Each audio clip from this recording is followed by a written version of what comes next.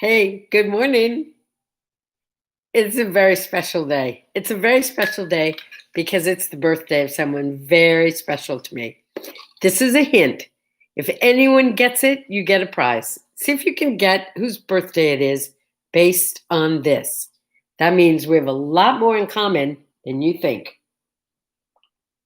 Mm. Oh, that was good. So today is National So Many Things Day. It's ridiculous. We have so much to celebrate. And Lord knows we could use some things to celebrate, huh? Today is National Cooking Day. Personally, I think if it's National Cooking Day, you should leave it to the professionals and go out to eat.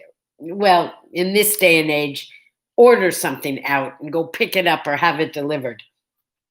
It's also National Daughters Day, and it's National Lobster Day, and it's National Comic Book Day. Now, I think if you put all those things together, you could write a comic book about cooking your daughter's lobster, or cooking lobster with your daughter, or cooking your lobster's daughter. There's got to be a story and a joke in there somewhere. Comic Book Day.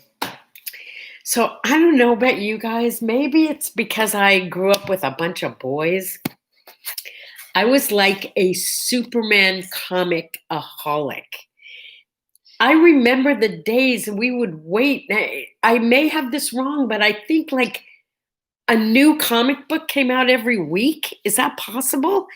Because I seem to remember rushing to the store, to the drugstore, because that's where they sold them, to the drugstore to buy the new Superman comic. And if we were really lucky, there was a Superboy. And if we were like totally blessed, there was a Supergirl comic. I liked Supergirl. She was really pretty. She was a girl and she could do everything the boys could do. I liked that. Yeah, I just so remember waiting for the new comic books to come out and then trading them with people, and there was always wow, what a memory. There was always a commercial like thing in the back for Palisades Park. And all I could think about was someday I want to go to New Jersey so I could go to Palisades Park because it's in every comic book I read. Yeah, what a strange place to advertise an amusement park, huh? Lobster Day. Hey, if any of my East Coast family or friends are watching, I can't even begin to tell you. No, I can begin. I'm going to. Lobster Fest, having lobster in New England. Hello, there's nothing like it. Well, but one time I came close. My ex sister-in-law and brother-in-law, who are actually still my sister and brother-in-law. It's just that her brother is not in my life, but she is, and her husband is. Anyway, they came and stayed with me for a while, and to say thank you, they had an entire live lobster dinner flown from Massachusetts to California. Seriously. Live lobsters arrived at my house, and I was panic stricken. But the good news is I had a very close friend at the time who owned a restaurant. He was a great chef, still is. We took him down to him, and he cooked them at his restaurant and served them to us there. It was awesome. You're looking at my mug? That's coming soon. It says Hug a War, in case you couldn't read it. And daughters, I have one. She's awesome. I've talked about her before. She's the one who did my Grandy necklace and my rings and my earrings, Agapantha jewelry. I just can't plug her enough. She's amazing, a phenomenal artist in so many ways. It's good to have a daughter. We went on a trip. Well, we went on a lot of trips together, but we went on one particular trip where we made signs on sticks because we knew we were going to be in the car for a really long time. And can I say bitch? I can, right? Yeah. See, I talk too much. Maybe you've noticed. I talk too much and she can be a bitch. So we made signs for each other so we wouldn't get angry and fight. And as we would drive along, if need be, she'd hold up the "you're talking too much" sign, and I'd hold up the "you're being a bitch" sign, and we'd both start laughing and everything would be fine. Yeah. Wouldn't it be great if in life we could just hold up signs for people and they'd just get it and like turn it on or turn it off depending on what we needed from them? Signs would be good. Okay. All right. Can we talk about words? I love words. I love colors and I love words. Let's talk about words. My favorite word is sapiosexual. I am sapiosexual. My significant other taught me that word. And it fits because with him, I am totally sapiosexual. Should I tell you what that means or should I make you look it up? No, I think I'll tell you what it means.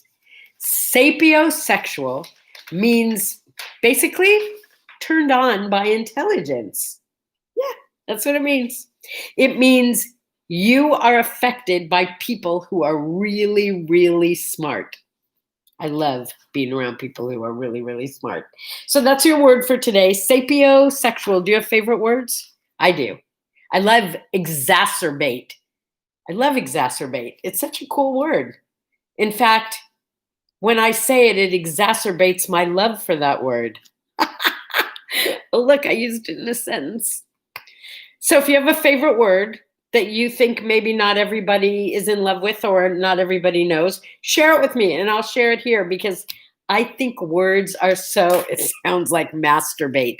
It's not. This is not that kind of show. You have to tune into my other videos for that kind of stuff.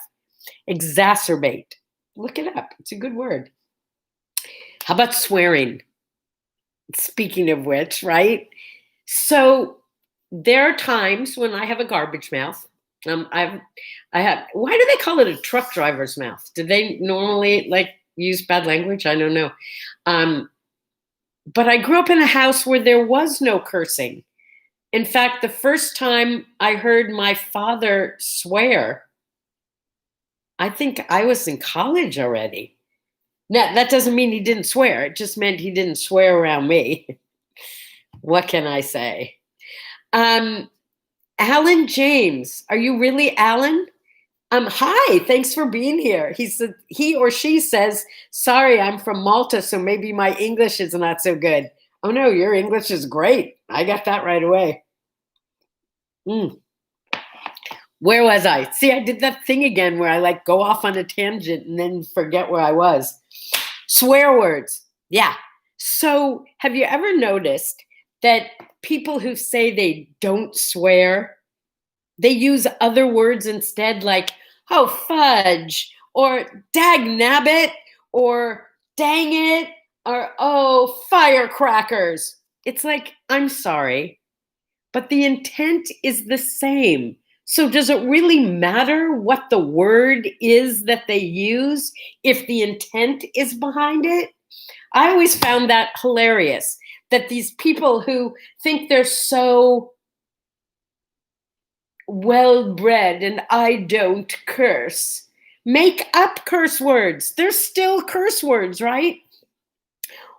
My mother didn't swear per se, but she had a word when she was angry, and the way she said the word, you knew it was something horrible. And my whole childhood, I thought it was a curse in another language. I really did. It wasn't until I was like in high school that I finally asked her what it meant, and she said it didn't mean a thing. She made it up.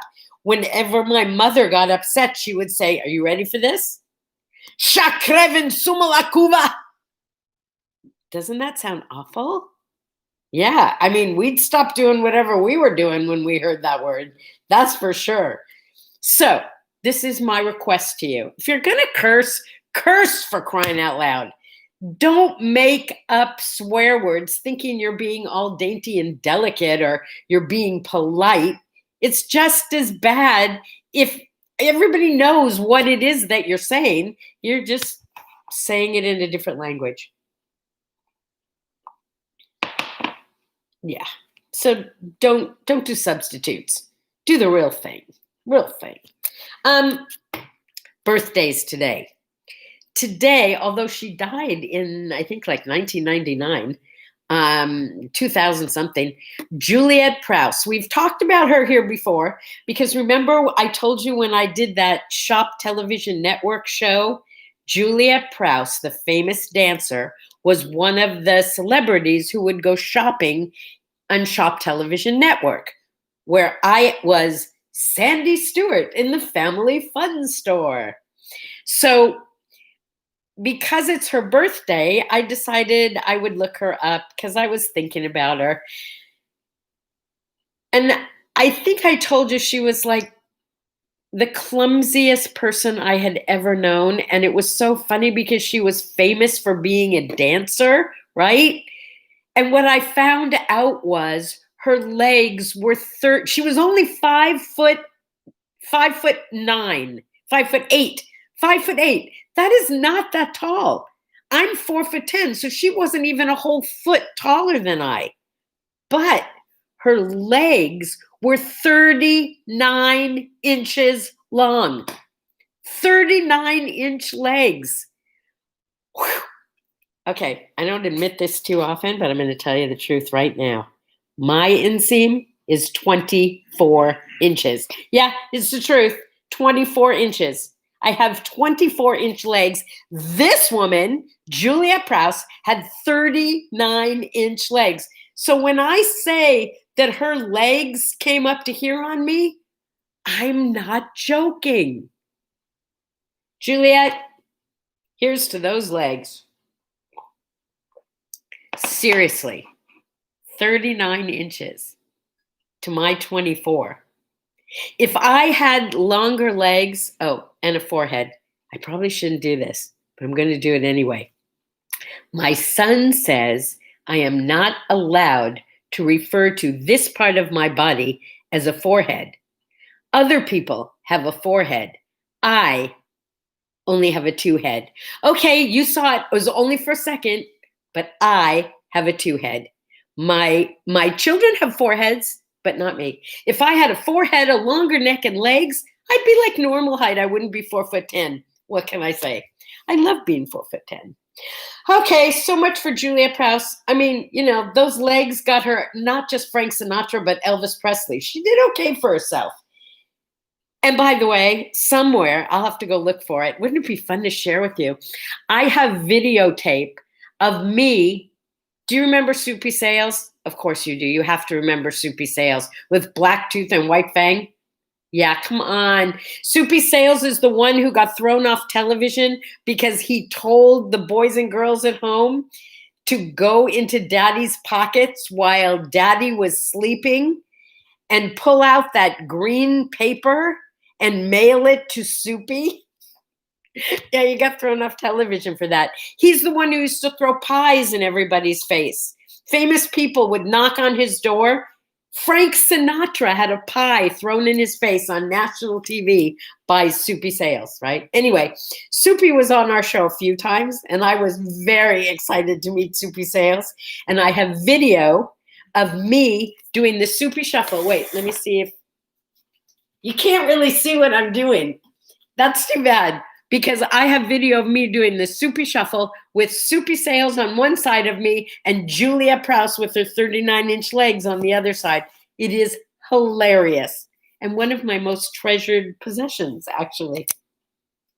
Okay, enough of Juliet. May I tell you about my favorite birthday person today? My favorite birthday person today is Shel Silverstein. Have you read Where the Sidewalk Ends?